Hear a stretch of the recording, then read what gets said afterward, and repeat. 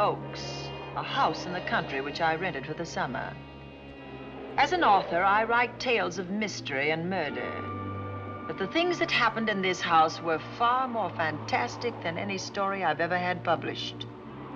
I brought a staff of servants from my city apartment, and my maid Lizzie Allen, who had been with me nearly 20 years. Lizzie? Yes, Miss Cornelia. Is the car ready? It's at the door. Look, Miss Cornelia, them servants you brought from the apartment are talking about walking out on us. Really? Well, I know they don't like it here, but I didn't think it was that bad. Well, they've been hearing things about the killer that the police call the Bat and the murders that he committed here this past winter. Now people are saying that he's back again. Well, how can they be sure of that? Has he committed another crime? No, not yet, but that ain't saying that he won't. Here's something else. You've heard about the bats they have here. Animal bats, the kind that fly. Yes, yes. Look what it says in this magazine. This is a report from the State Health Department, and it says some of them bats is rabid.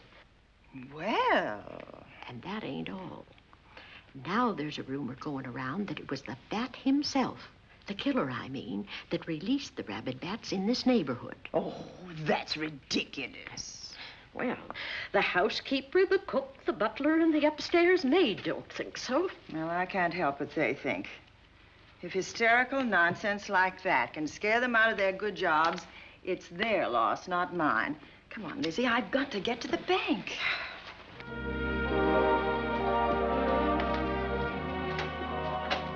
Drive directly to Zenith Bank, Warner. I'm afraid we'll have to hurry. It's near closing time. I'll get you there, Miss Van Gorder.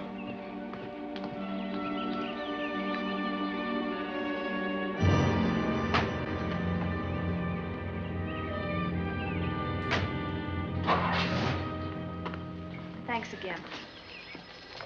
Miss Van Gorder. How do you do, Mr. Barry? How are you? I'm very well, thank you. You remember Lizzie Allen? Of course. Hello, Miss Allen. How do you do? So you're spending the summer with us again? Yes, yes. I've leased the Oaks, the home of your bank president, John Fleming. I heard you had.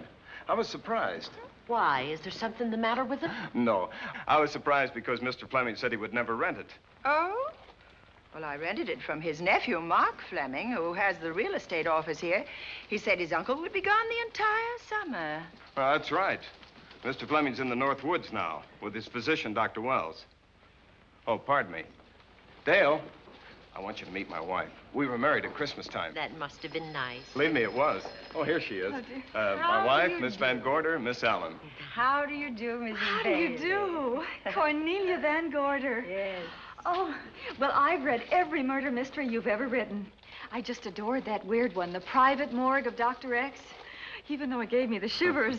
Only the shivers? Scared hell out of me. Oh. Well, I really mean that Miss Corney killed them off in that one. When you refer to my books, please don't call me Miss Corney. Pardon me, Mr. Bailey. Mr. Hines is here to see you. Oh, yes. Excuse me, please.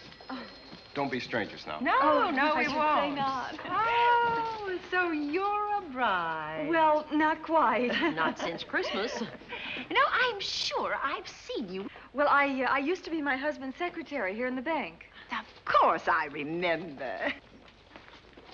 May I welcome our most distinguished visitor back to Zenith? Oh, that's very charming, but, Lieutenant Anderson. Lieutenant Anderson, of course.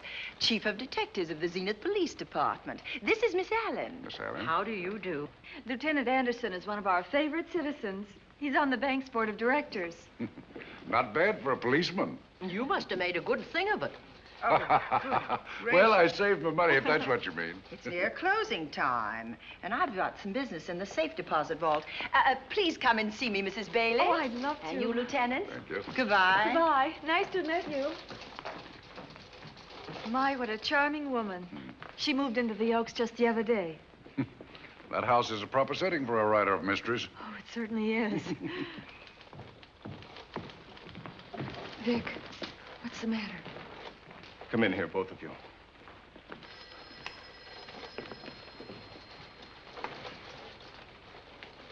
Andy, we're in trouble. Wendell Hines came in to pick up $350,000 worth of bonds that we were holding as collateral for a loan. They were kept in our special vault.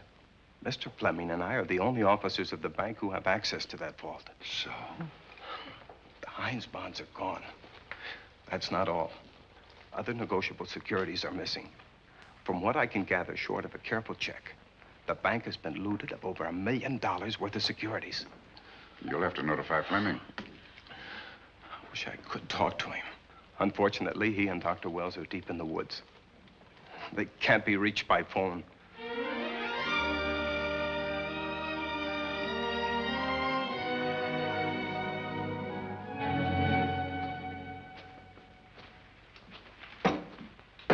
What is it?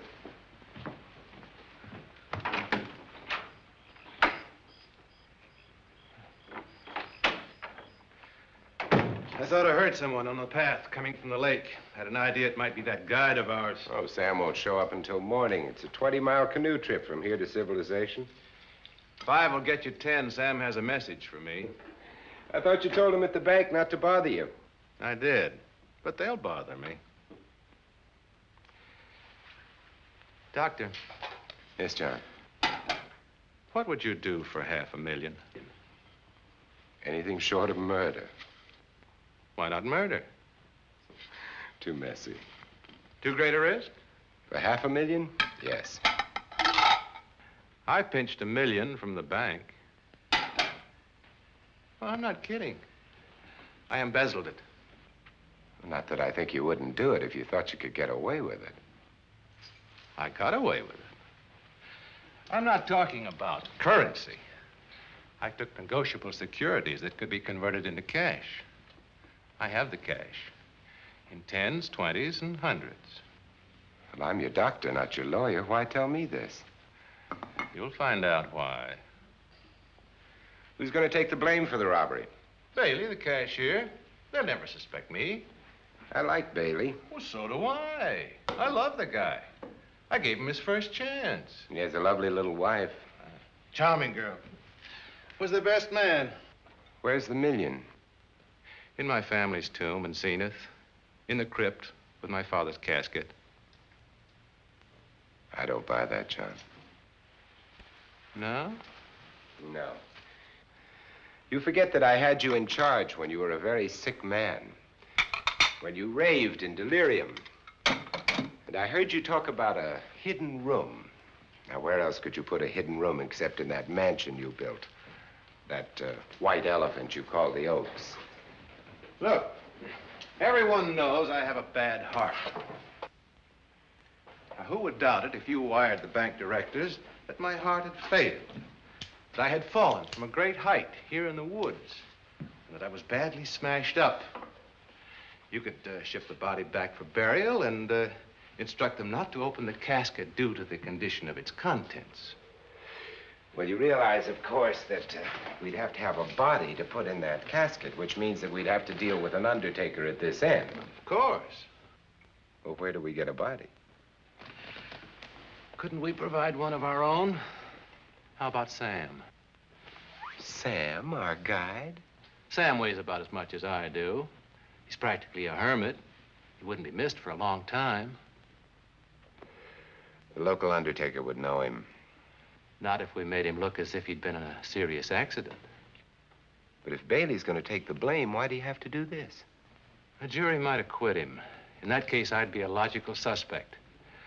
I could disappear, of course, but it's safer if they think I'm dead.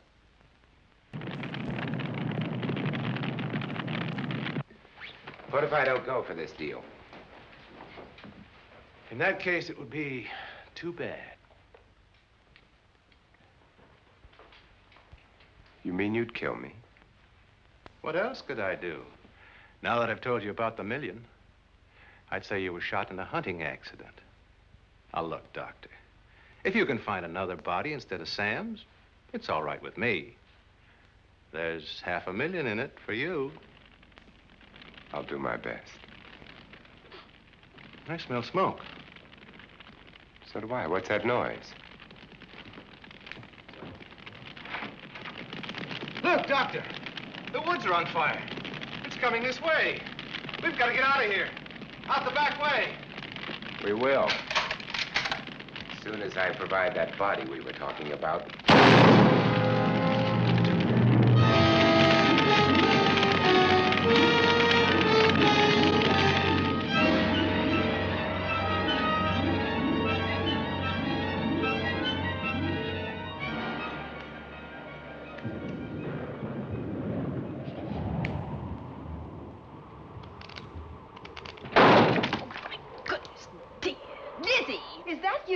Yes, Miss Cornelia. There's a storm coming up, and it's gonna be a snorter. The wind nearly blew the door off its hinges. Well, that noise blew my game higher than a kite. I think I've lost some of the cars. Oh, I'll get them for you. Oh, I see you found the paper. Drat that paper boy, scooting by on his bicycle, just chucked it into a clump of bushes and let it go at that. For land's sake, Mr. Vic Bailey's been arrested. Oh? I think. Victor Bailey, vice president and cashier of the Zenith Bank, was arraigned before United States Commissioner Alvin Fielding, charged with the embezzlement of over $1 million. I can't believe Vic Bailey had anything to do with that robbery. Oh, well, I see our landlord is home again. Landlord? Mr. Fleming. Dr. Malcolm Wells is back in town with the body of John Fleming, president of the Zenith Bank, who was killed in a forest fire. Mr. Fleming will be laid to rest in his family's tomb on Friday. And I hope he stays there. Well, why shouldn't he? Well, this is his house. And ever since he died, some funny things have happened here. For instance? The housekeeper, the cook, and the butler said that they heard strange noises at night. And the upstairs maid swore that she met a man without a face coming up the back stairs. Oh, so that's why they quit and left me to run this place without a staff. They didn't tell you, Miss Corney, but the truth is they were scared to stay. But you're still here, Lizzie. Haven't you seen anything? No. No, and even if I had, I ain't afraid of ghosts. They're afraid of me. Honest, Miss Corney, a spiritualist told me once that ghosts was allergic to me. But this Bat feller they keep talking about in the paper, I guess he'd be different. No, I don't think you'd have the same effect on him. Oh, dear. What are they trying to do? Drive people away from this part of the country? Why, what does it say about the bat? Specialty seems to be killing women. My goodness, 2 of them in one night. All his victims died the same way, like their throats had been ripped open with steel claws. That's a charming little caper. I'll have to try it sometime.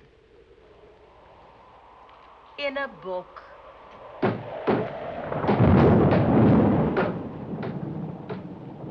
That ain't nothing, just something bumping against the house.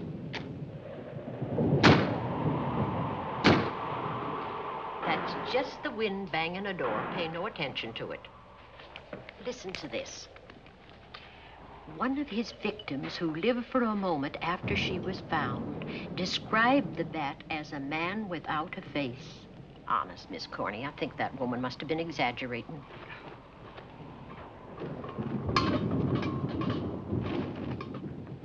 That's just that heavy tapestry at the top of the stairs. I know. I've heard it before on a windy night. That sounds as if there was someone on the stairs. I know there isn't. At least there shouldn't be. There ain't. Them's just the noises you hear in any old house on a windy night. It says here that the bat never leaves no fingerprints. That's understandable. Having no face, he probably has no fingers either. Lizzie!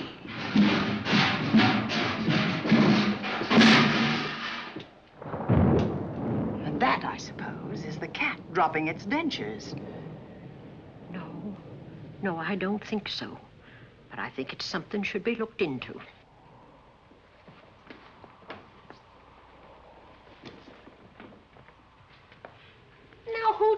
him down here. The wind, I hope. There must be a window open up there. No, Lizzie. Let him lay. Let him sleep it off. I hope the power lines don't go down, put the lights out. Now, we'll check the windows in the living room and draw the curtains, and then we'll go to bed. Yes, ma'am.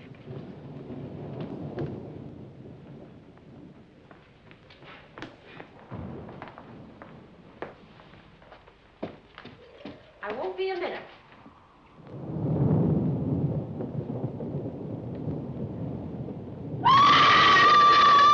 Gordy! Oh! What is that? Oh, when I went to get the tape, I turned the latch off. I forgot to turn it on again. He's out there. He was coming in. He might have got you. Oh, but he didn't, and he's still out there, thanks to you. Now, you hurry now, and we'll call the police. No, I won't leave you, Miss Coney. Are you okay? Yes, ma'am, I'm okay. Okay.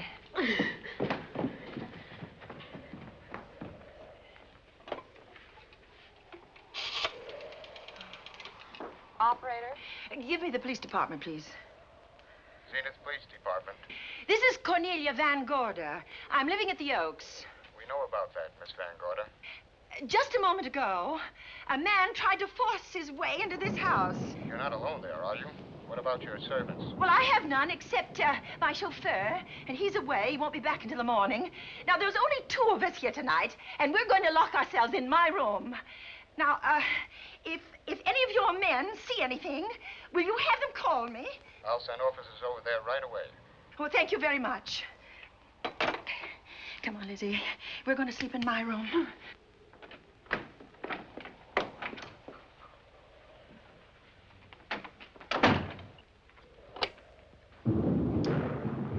Well, nothing can get at us in this room now, I think. This door seems good and solid. Like the door to a tomb.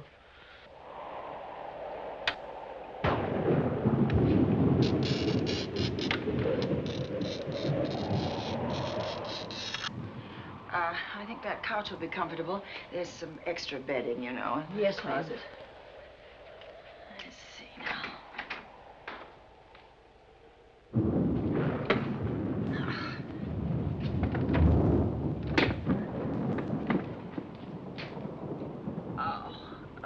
Huh? No bolt. Well, that's not so good.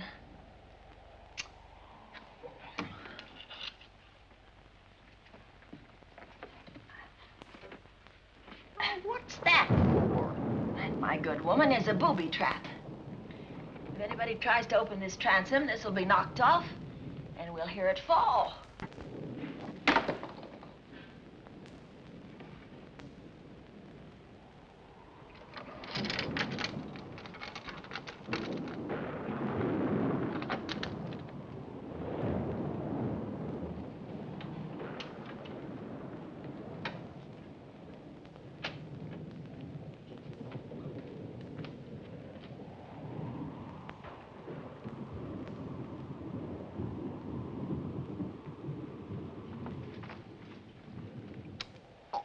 Fiddlesticks. I forgot my night things, my robe, my gown, and my slippers. I'll go get 'em now. Now, wait a minute, Lizzie. I'll go with you. Now, don't you bother, Miss Cornelia. My room's just down the hall. Lizzie, I told you to wait. It's all right. I'll only be a second. Get in here. Get in here.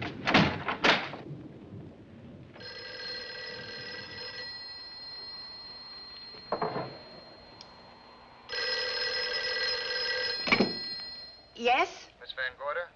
Yes? Zenith Police Department. There's a police car just outside your house, and the officers in it have reported that there's no sign of a prowler anywhere on the grounds. Well, the man's inside now. He's in the hall, just outside my bedroom. Have your men break through the kitchen door and search this place from top to bottom. Okay, Miss Van Gorder. Sit tight. I will. I have a gun, and I know how to use it.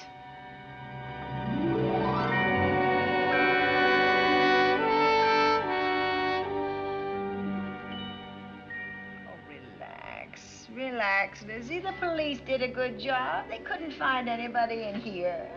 But we both saw him, Miss Cornelia. All right, so he got away. But there are men on guard outside, so just try and get some rest. There's nothing can get at us here.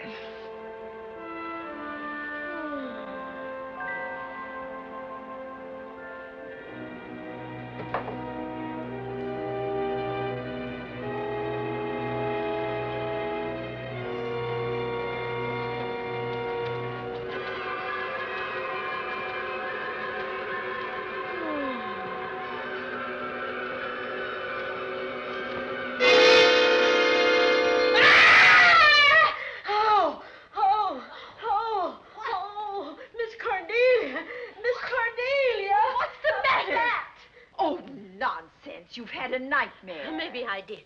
But there was a bat in it, and it bit me. What? And it flew in that closet. Oh, good gracious, Lizzie, you're right. Oh.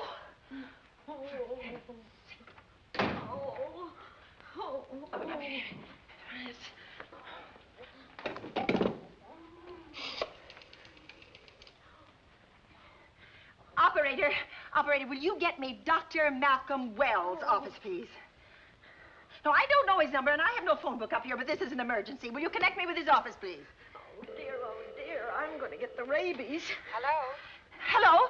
Dr. Wells' office? This is a call service. Dr. Wells is out at the moment, but if you'll give me your name and number, I'll try to locate him. Well, this is Miss Van Gorder of the Oaks.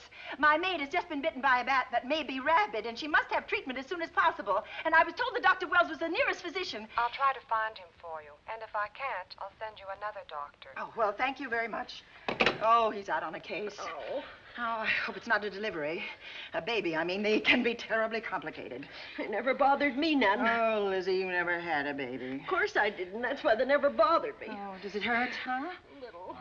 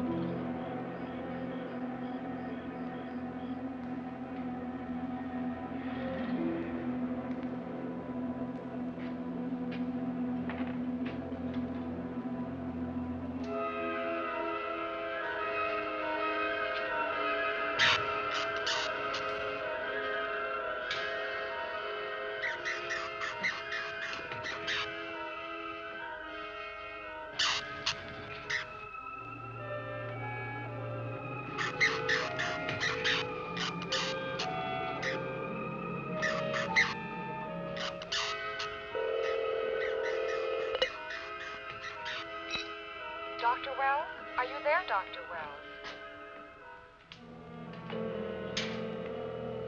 Are you there, Dr. Wells? This is the operator. Your call service is on the wire. It's an emergency. This is Dr. Wells. This is your call service, Doctor. Oh, hello. I was just doing an experiment. I left the receiver off. That's what I thought, but I kept trying. Miss Van Gorder at the Oaks called and said that her maid had been bitten by a bat, and she's afraid it might be rabid. What? Oh, all right. Tell her I'll be right over there.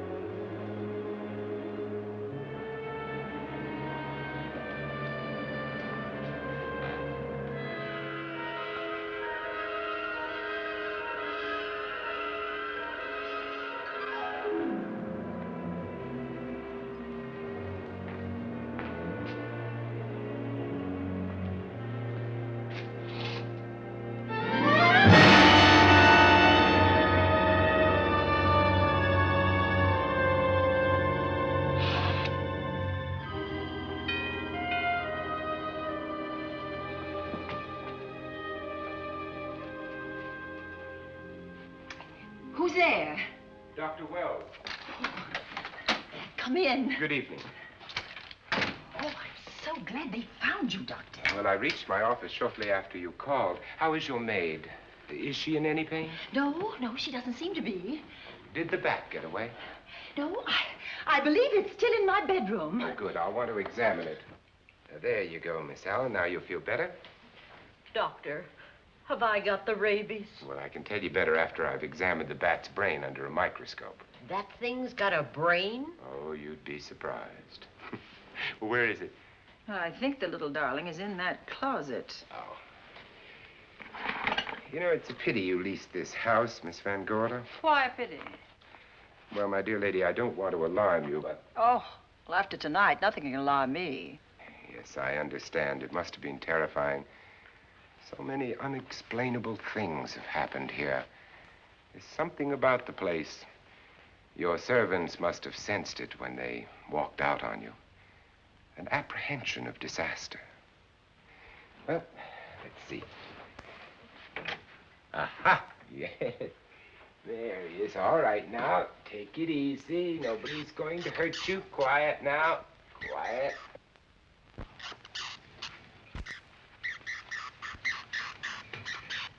He looks quite normal. Doesn't seem to be sick at all. Oh, ain't that nice? I've been worried about him. Well, you should be. From his appearance, I'd say that he doesn't have any infection. In which case, you've had a narrow escape. Now, you take one of those tablets I left for you, and I'll guarantee you a good night. And I'll drop in on you tomorrow. Oh, thanks for everything, Doctor. Now, don't worry, I can find my way out. Oh, I know you can, but do let me help you. Oh, don't forget that once I'm gone, you'll have to climb those stairs alone. Oh, I'm all right. I'm armed now. Can you, shoot one of those things without shutting your eyes? Oh, Doctor, there are guns in every book I've ever written. I don't write about things I'm unfamiliar with. Lock the door, Lizzie. Good night. Yes, ma'am. Good night, Doctor. Accident? No, the wind blew him down. Oh. I think. Oh. Did you know that young Mark Fleming leased you this house without notifying his uncle? No, I didn't. Well, it doesn't matter now. John Fleming is dead and Mark's his heir. But if John were alive, he would warn you to leave here, Miss Van Gorder. Really? Yes. It's been a tragic place for anyone who ever lived in it. Well, good night. Good night, Doctor. Who's out there? Nobody you need worry about, Doctor. Oh, it's Andy. Oh. That's right. Oh, good evening, Miss Van Gorder. Good evening, Lieutenant. Is somebody sick here? My maid was bitten by a bat. Oh? A rabid bat? Well, I'll know for sure when I get to my lab. I caught the bat. It happened indoors? In my bedroom, yes. How'd it get in? Well, there are many ways a bat could get in a house. You ought to know. I spotted this hole in the window the minute I got here. Why? That's where the two-legged bat got your door open. Miss Van Gorder told me that she phoned headquarters at Zenith. Yes, I phoned twice. The second time was after the prowler got in the house. Weren't headquarters, Andy? No, but they contacted me. An officer came and searched the house from top to bottom, but they couldn't find the bat. You better have this window fixed tomorrow. Oh, yes, I certainly shall. Yes, and I'd better be going. I'm due in surgery at 8 o'clock in the morning. Good night. Good night, Doctor. There'll be a man patrolling the grounds all night, Miss Van Gorder. Oh, thank you. And nobody inside, Andy? Why should there be? Well, how do you know but what the bat is hiding somewhere in the house? I'm quite sure he isn't in the house, Doctor. Not now. Good night. Good night.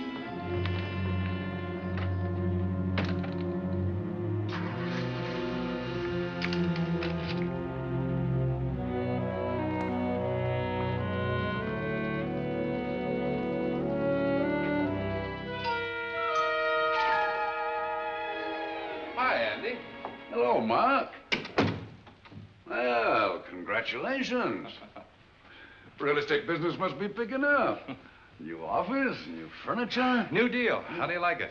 It looks expensive. Are you squandering your inheritance? Oh, I haven't got it yet.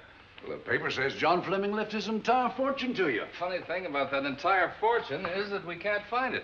No kidding. Oh, all Uncle John had in his bank account was a couple of $100. And his safe deposit box was empty. If we don't find that missing million, mine will be empty, too. How come? Well, all my savings were invested in Zenith Bank stock. The examiners won't certify the bank is solvent until those stolen securities are found. So the stockholders have voted an assessment that'll wipe some of us out. It's a since those securities have been converted into cash. And if I can't find that cash, I'm sunk. Well, where are you going to look for it, Andy? Here in Zenith. Your uncle wouldn't take $1 million on a hunting trip, would he? You suspect Uncle John? Why, Andy, he founded the Zenith Bank. That'd be like robbing the family tomb. You think he wouldn't? Well, besides, Vic Bailey's fingerprints are all over the vault. Now, they didn't find any of Uncle John's fingerprints. Because he wiped them off. Can the defense prove that? They'll try to. Judy Hollander, Bailey's secretary, is a defense witness. And they believe her testimony will have a powerful effect on the jury. Oh, well, she has a powerful effect on me. Judy's a doll. Here's the book you mentioned, Judy. Your newest one. Yes, it's just been published. You can have that copy if you wish. Oh, it's a first edition and you've signed it. Yes, of course. Thank you so much. May I serve tea now, Miss Van Gorder? Yes, please do, Warner. Thank you. Well, I see you've engaged new servants. Yes, of course. Well, how did you persuade them to live in this house? Well, Jane Patterson, my new housekeeper, knows this house better than you do, Doctor. Oh? She worked for John Fleming. And Warner was my chauffeur. A chauffeur turned butler? It's incredible. He can play any part at a moment's notice. Did you get a plumber, Warner? No, we can't get a plumber for 3 days, madam. What about that leaking pipe? The basement will be flooded in 3 days. The pipe is no longer leaking. You mean it's dried up of its own accord? No, not quite. I packed the elbow where the water was coming out. Packed the elbow? Oh, where did you learn how to do that? Well, into each life, a little rain must fall, and a careful man learns to keep himself dry. Now, is there anything else that you require, Miss Van Gorder? No, not at the moment, Warner. Thank you, madam. Now, there's a character. How long did you say that he worked for you as chauffeur? About 3 months. Well, I hope he doesn't have a police record. My dear Dale, it may interest you to know that the last night of his life, John Fleming told me that he loved your husband like a son. If Fleming were alive today, he would be fighting to prove Vic's innocence. Could Mr. Fleming prove his own innocence? Miss Van Gorder, can there be any doubt about it? There will be when Miss Hollander testifies at Vic's trial. Oh? You know something that we haven't heard yet, Judy? Something I saw with my own eyes. She's not permitted to say what it was. My dear girl, I wouldn't think of asking her. But let's assume for a moment that Fleming did steal the $1 million. Now, what would he do about it? Where is it? Hidden someplace where he could lay his hands on it without getting caught in the act. Now, if I was writing this, instead of living in the middle of it, I'd hide it right here in this spooky old house. Under a loose floorboard or up a chimney? If Mr. Fleming had the nerve to steal $1 million, he'd make his plans well in advance. I'd say he'd prepare a place to hide it. Possibly when this house was being built. Now, I rented this place from Mark Fleming, his nephew. I wonder if he'd have the floor plans. I'll ask him. Yes. Lizzie, will you bring Mrs. Bailey the phone? Oh, you ask him now. Okay. His number is Summit 7537. Oh, thank you, Lizzie. Summit 7537. Not bad, eh, Andy? That means new business.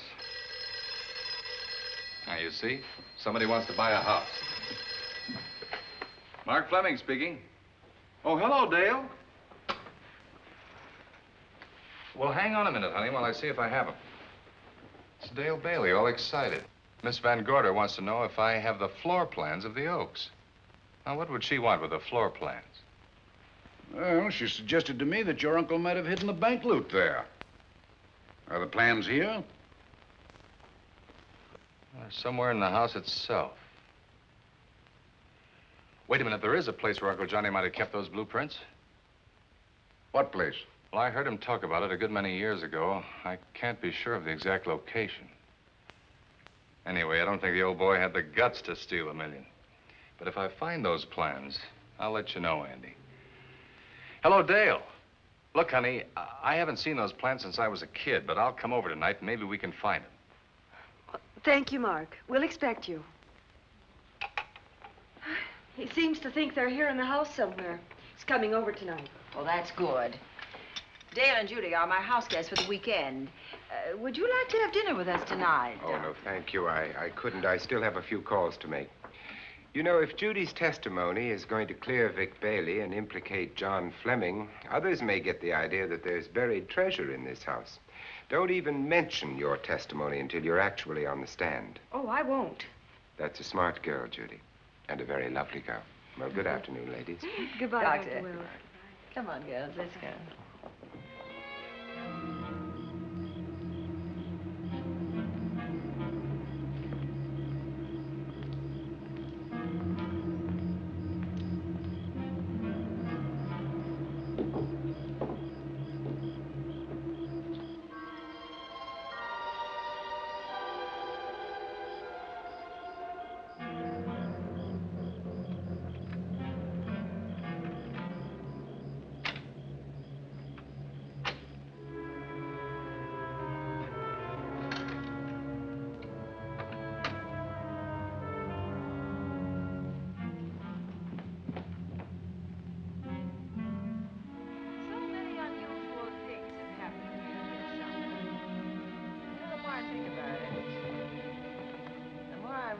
I should be putting them down on paper. Weren't you your husband's secretary, Dale? Yes, I was. Do you take shorthand? Mm-hmm. Well, my dear, if you'd like to have your mind occupied, I want you to work with me while I write the story of this fantastic criminal, the Bat.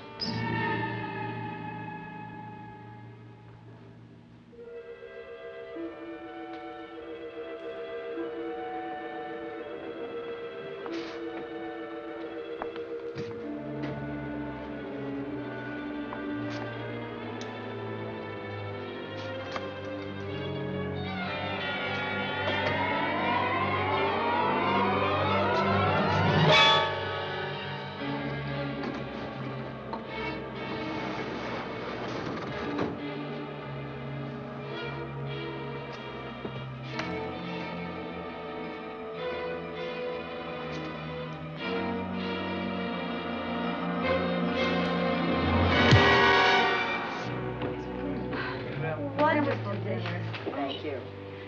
It's really nice. It's a good dinner, Lizzie, as usual. Wonderful. Oh, what a lovely piece of silver. It's an original, isn't it? Yes, they still use them in England for buffet breakfasts. Some hot water in the bottom. Keeps your kippers hot, your sausages, and your scrambled eggs. Interesting. It's very useful. Really nice.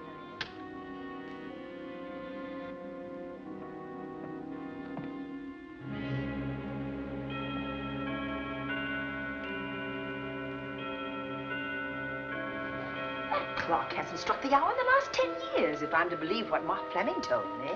Why is it angled away from the wall like that? I don't know. Somebody must have moved it. Lizzie, very likely when she was dusting. Wait a minute. Did you know there's a door in this paneling? No, I didn't. Oh, my gracious, so there is. Maybe it opens to a secret passage. Well, certainly to a secret something. Exciting. Who knows, girls? We'll be about to stumble on that missing million. Oh, this is... Oh, there's a panel. There must be some gimmick to it. There always is. Yes, it moves. It moves. It moves. Oh.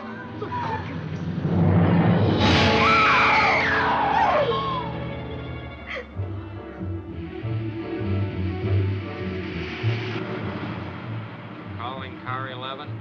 Calling car 11. Proceed to the Oaks in Zenith Township immediately. A homicide has been reported. Okay. Proceeding to the Oaks. Notify the county coroner, Dr. Wells. Tell him to come to the Oaks at once.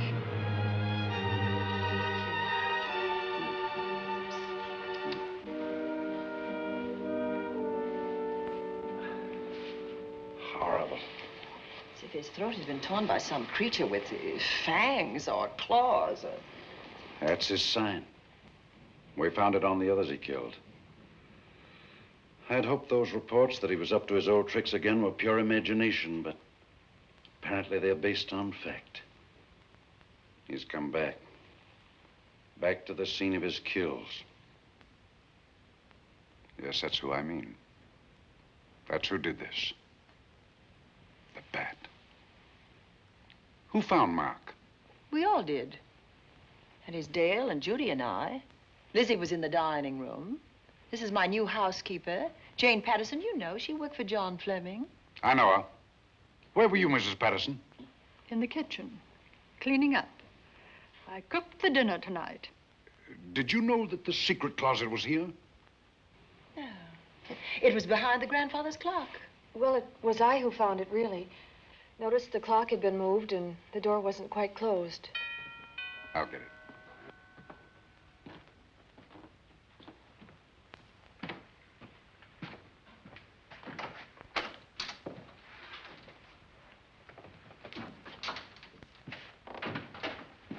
Who is it?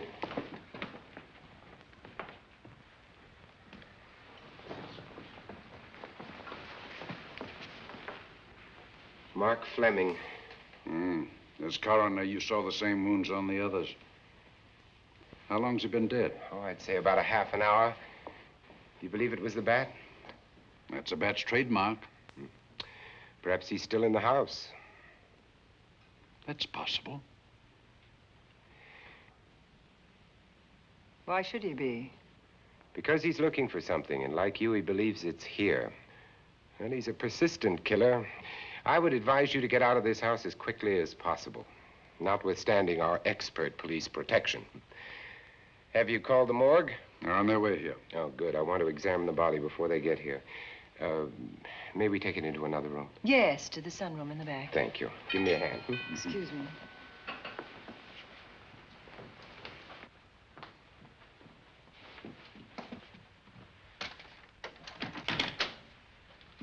Oh, Warner, where have you been? Well, madam, it was... Has it been an accident? There's been a murder. Mark Fleming, the young man from whom I leased this place, was killed here tonight. They know who did it? Well, they believe it was the bat.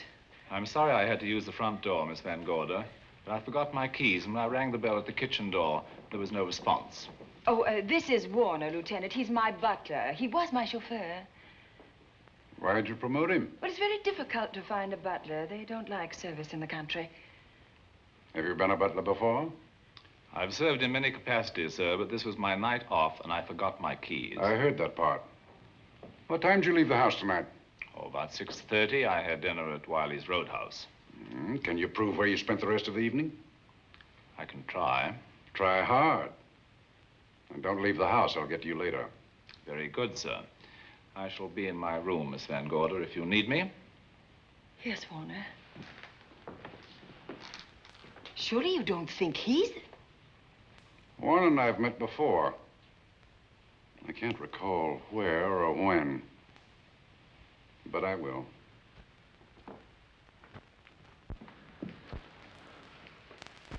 There'll be a crew here shortly from headquarters, dusting for fingerprints, taking photographs. But in the meantime, Mrs. Patterson, you aren't leaving the house tonight, are you? No, Lieutenant. Don't. I'll talk to you in the morning. Good night. Good night, sir. Good night, Miss Van Gorder. Dale, I was with Mark Fleming this afternoon when you talked to him about the floor plans of this house. I heard him tell you he was coming here tonight. Dale called him at my request. She told me he was coming. Who else should I tell you that? Judy, Lizzie. And that nice Dr. Wells. Dr. Wells. There are few killers who kill for the fun of it. The bat very likely is a mental case, and I'm convinced that his crimes are motivated by his mania for personal gain. There's $1 million at large, and he's going to keep on hunting for it until he lays his hands on it. Now, these young ladies are staying here tonight? Yes, they're my house guests. Well, when my crew arrives, we'll be busy for a while, so I'd suggest that That we go to our rooms? That's a very good idea. Come on, girls. What about a police guard for this house tonight, Lieutenant? You've got one. I'm going to cover this place tonight from the attic to the basement. If the bat makes another call, I'll have a little surprise for him. Who is he? Have you any idea?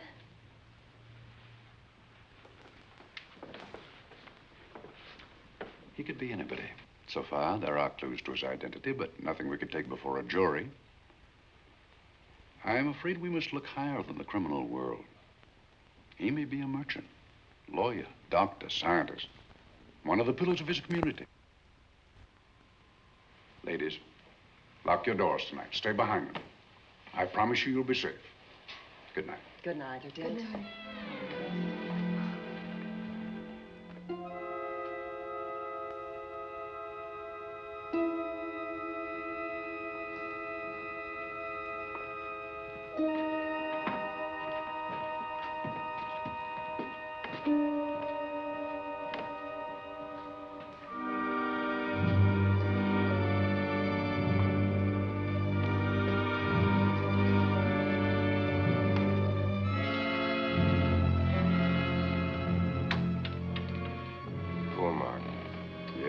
Pity.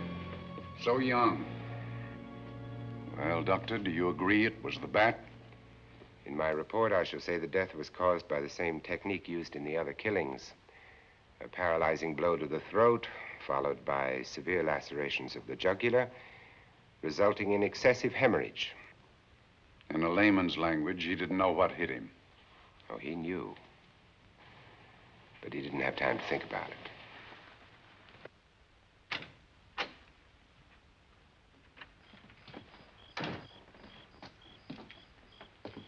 Staying here tonight, Andy? Well, until I check the doors and windows, but I'll be back bright and early in the morning. Neither snow, nor rain, nor heat, nor gloom of night stays these couriers from the swift completion of their appointed rounds. A lot of people are due for a shock when I close this case.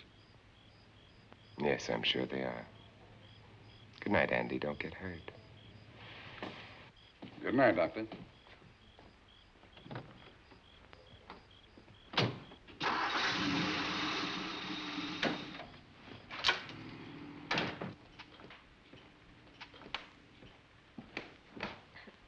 You know, I think we'd better let you get some sleep. Oh, Lizzie and I share this room for mutual protection.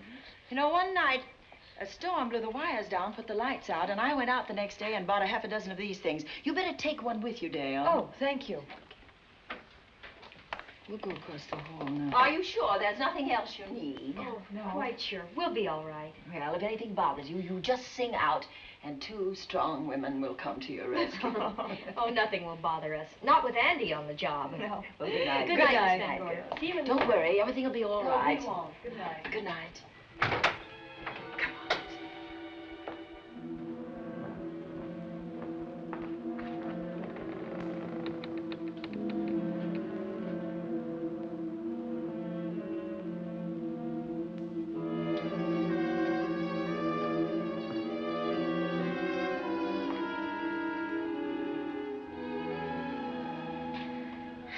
I don't think I'll sleep tonight.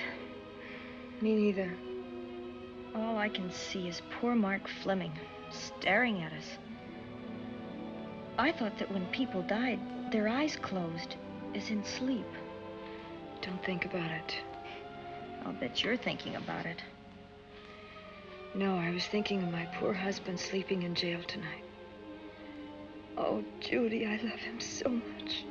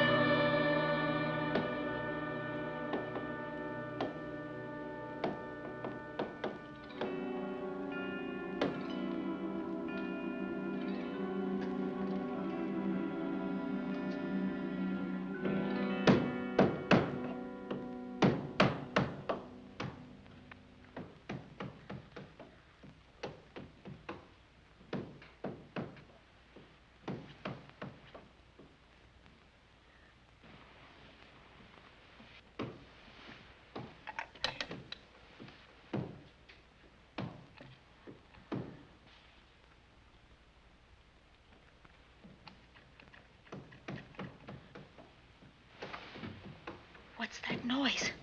Oh, I don't know. I kind of fell half asleep. For a moment, I thought it was something from a dream. It's somewhere in the house. Yes, on the floor above. Not directly over us. Probably a room overlooking the driveway.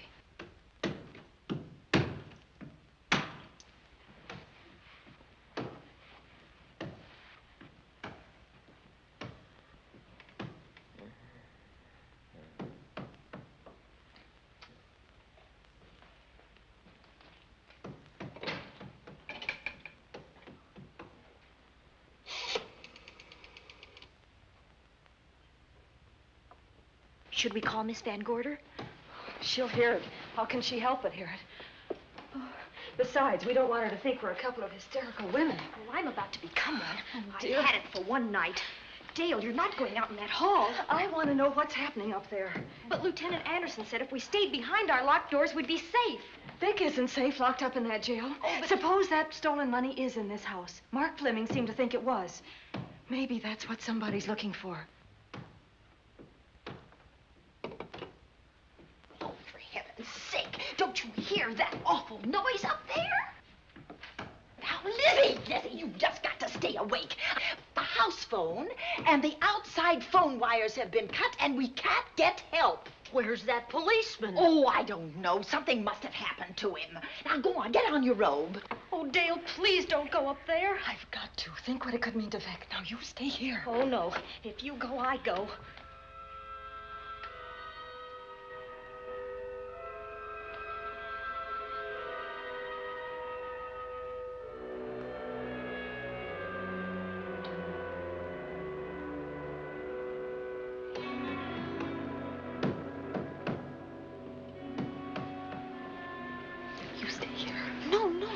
Go up there alone. You wait here. I'm going to see what it is. Oh, please let me go with you, Judy, will you warn me if anyone comes? I'll only be a moment. Now, wait.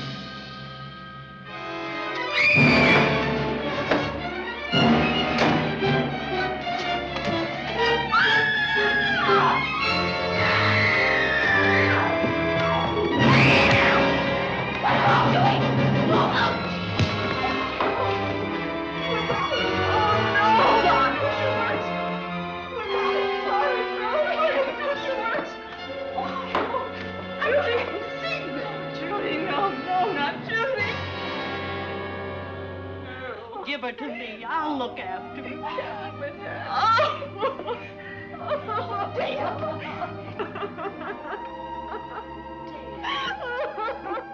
Poor baby.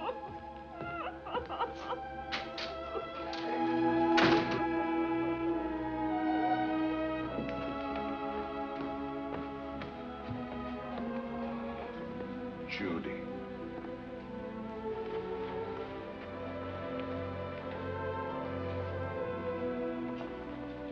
The bat. Yes, the bat. He caught her at the head of the stairs. We saw him rushing down the stairs as we came out of the room. I hurled that after him. I hit him, I believe. I'm going to cover this place from attic to basement, you said. Well, what were you covering when that poor child was murdered? Where were you? I saw a man outside in the grounds. I went out there and hunted him.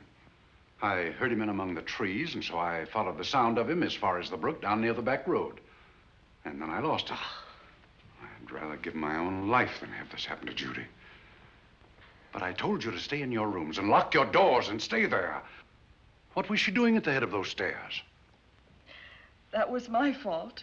They heard a strange noise, heavy pounding in one of the rooms on the 3rd floor. We all heard it. I wanted to see what it was. Judy, I wish she wouldn't let me go out by myself.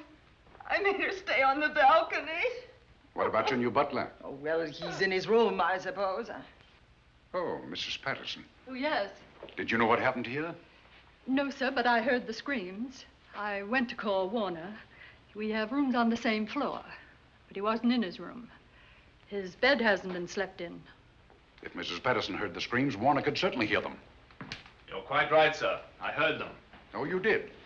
And where were you? Outside in the grounds. Miss Holland has been murdered. No. Oh, so you're surprised. Shocked. Well, I've seen better performances. I remember you now. Your name's not Warner. I've got a circular in my office with your picture on it. The Chicago police not so long ago were hunting for you in connection with the robbery. You're right again, sir. And they found me and they tried me and I proved my innocence and I was acquitted. That could have been a lucky break. Where were you when this child was killed? I told you before, sir. Outside. What were you doing there? I was following you. I saw you leaving the house and it seemed that you were hunting someone. I thought you might need some help. Oh, yes, sir. I followed your flashlight down through the trees. Then it disappeared. And then suddenly, as I was staring out into the darkness, I was struck by something on the back of the head.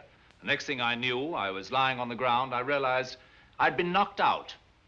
I wish you had been knocked out. But then we'd have found you with your mask still on your face. You were hit here in this house with this poker as you were rushing down those stairs after that child was killed. Oh, no, sir. You can't pin this on me. I'm not the bat. I've never killed. I couldn't kill. I won't take the rap for this.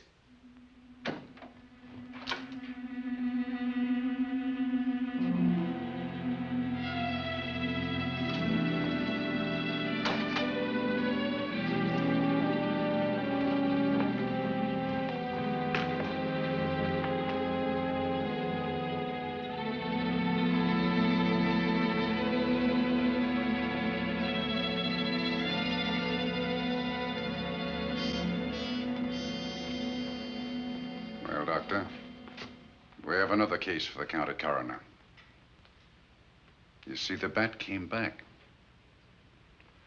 Why did you come back, Doctor? Well, I had an accident about a mile down the road. The right rear wheel of my car came off and I plunged into the ditch. This was the nearest house, so I came here to call for help. I thought I'd find you around, Andy. Physician, heal thyself. You must have been hit by something on the back of your head. I told you I had an accident. So you did, Doctor. So you did. I could be wrong. But maybe I'm not. We shall see. All right, dear, let's start a new chapter. For days, the murders held the headlines. Lieutenant Anderson grilled us and ransacked the house from top to bottom. Warner was not placed under arrest, but his every move was watched. At night, except for a detective on guard in the house, the police and the reporters left us alone.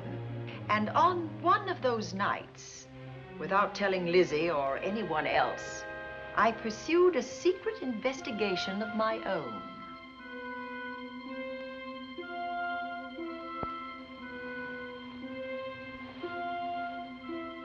It was in an empty room on the 3rd floor where we kept our trunks and other things.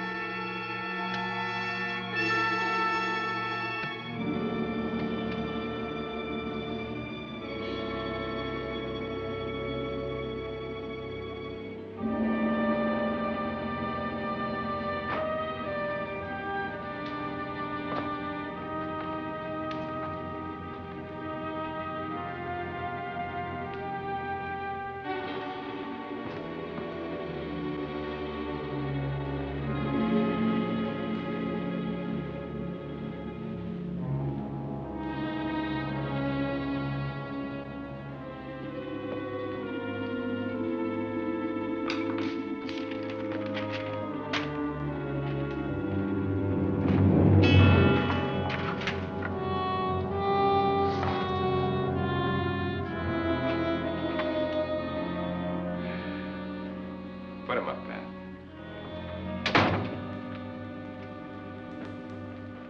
It's a bright idea to kill me in my own lab and let people think that I'm the bat. But you had to kill me first. What was it to be, ambush? And clever as you are, you're not smart enough to do that. Nor were you smart enough to find the money, though you came quite close to it. But I know where it is. And when you're dead with that sign pinned on your chest, I'm going to collect it and live happily ever after. He destroyed himself. How true that will be. Well, goodbye, Bat. Here's a serum that will heal you whether you're rabid or not.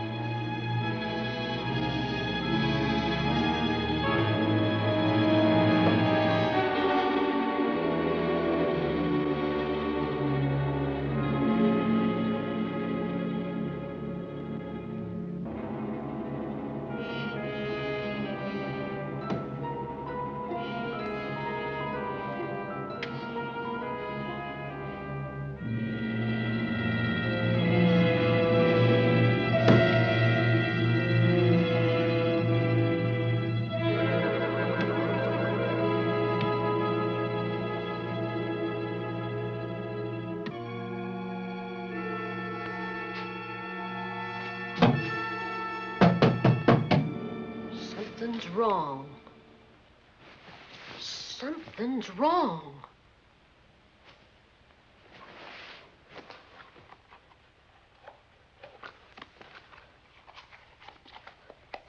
Miss Cornelia.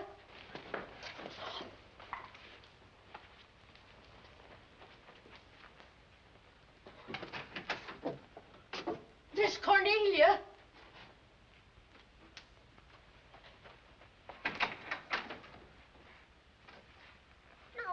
Where would she be going at this time of night?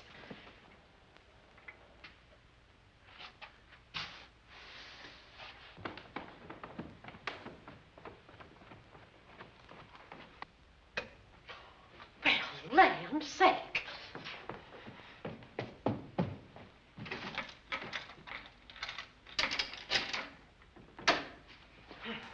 I never.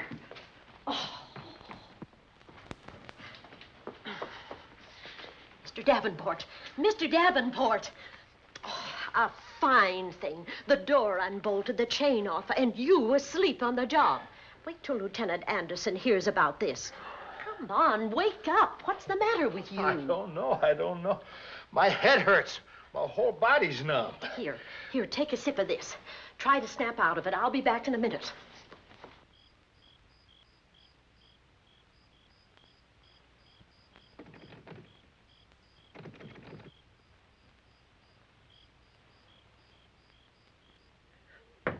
Hurry, will you? It's Lizzie. I'm terribly worried. I can't find Miss Cornelia anywhere, and something's happened to the policeman. I don't know what. Get Warner. Bring him to the drawing room. Tell him we need him.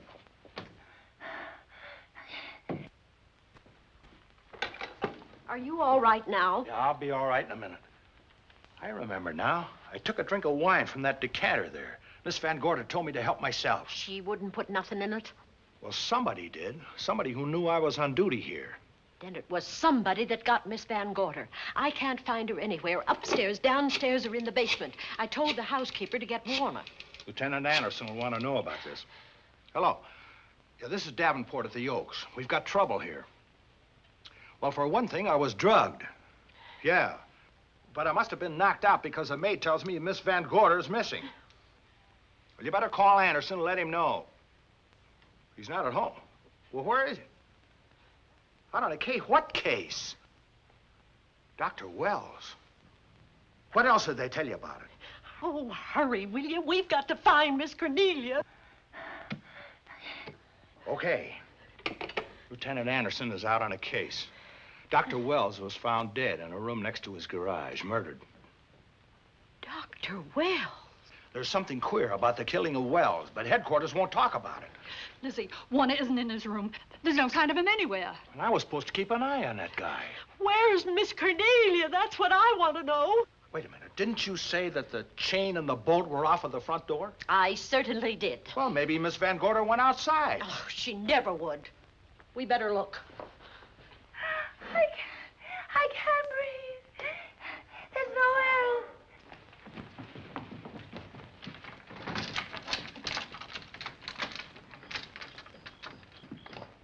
Miss Cornelia. Oh, Miss Van Miss Gorder. Cornelia. Miss Cornelia. Miss Van Gorder. Look.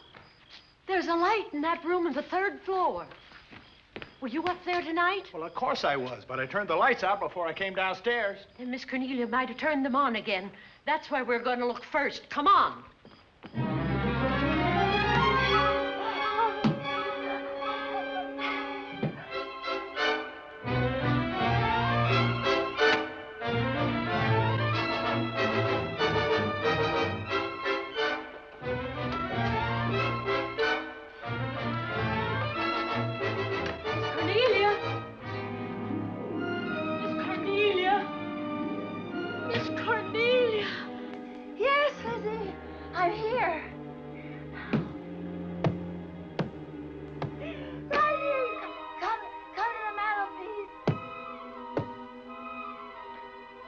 Here we are, Miss Van Gorder. What do we do now? Over the mantel, there are 5 panels. Strike it with your hand.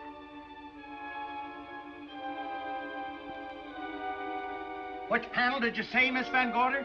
Oh, I can't. I just can't. Miss Van Gorder, which panel? We couldn't hear you. She said strike it. What difference does it make which panel? Strike them all. Look.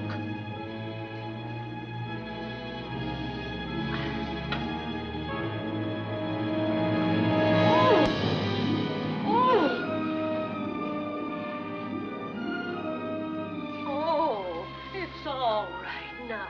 It's all right, dear. Lizzie's here.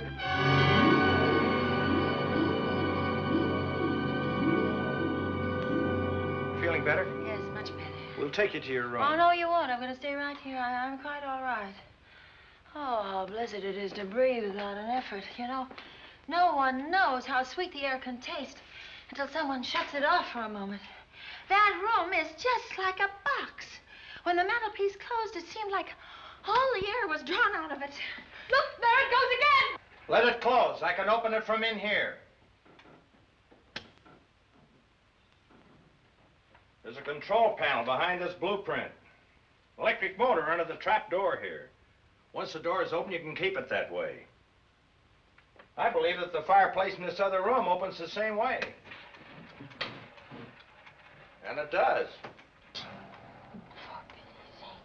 I tried to find this, but I couldn't find it. Yeah, it was back at this blueprint here. Well, it's quite a setup. Too bad we can't open that safe in the same way. Take an expert to crack this box or a shot of nitro. Oh, maybe that's what the bat had in mind. Could be. Seems he's on the prowl tonight. Miss Van Gorder, Warner has disappeared. And Dr. Wells has been murdered. Dr. Wells? Lieutenant Anderson's on that case right now. Well, does he know what happened here tonight? They got word to him. He'll be here any minute.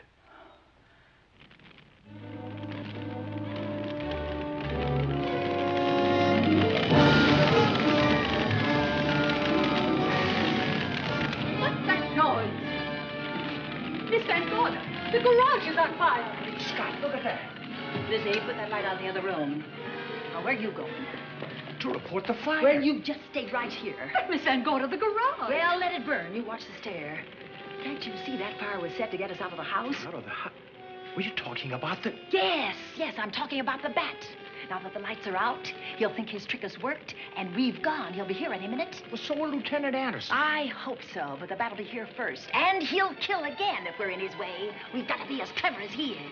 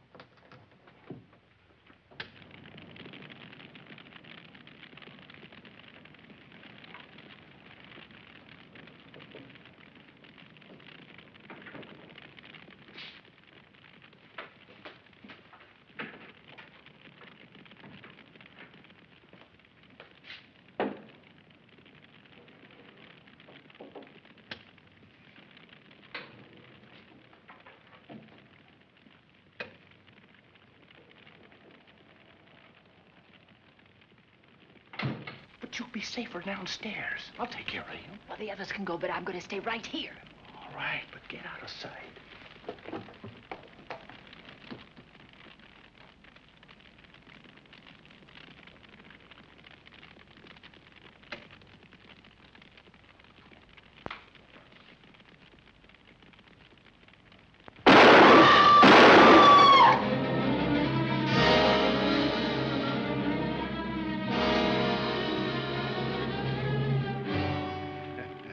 Let's face it, ladies, and get it over with.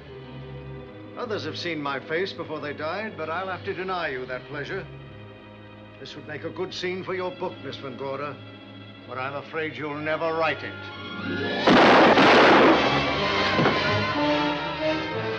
That is Warner. I could tell.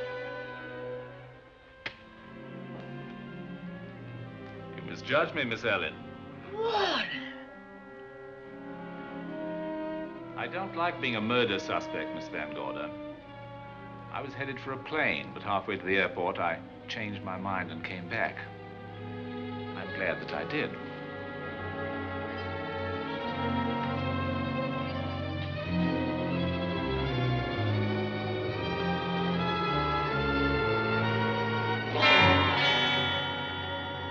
Why, it's Lieutenant Anderson.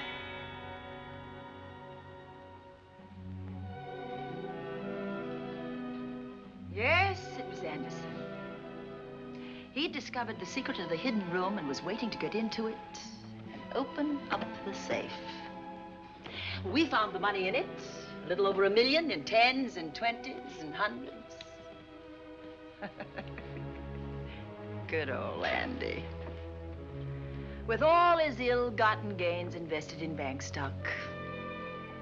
It's rather a clever way to hide stolen money. In the open, as it were, and so respectable. But don't try it. No matter how clever you are, you can't hide murder.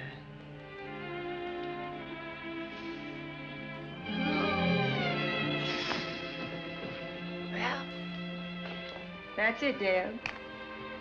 That's the end.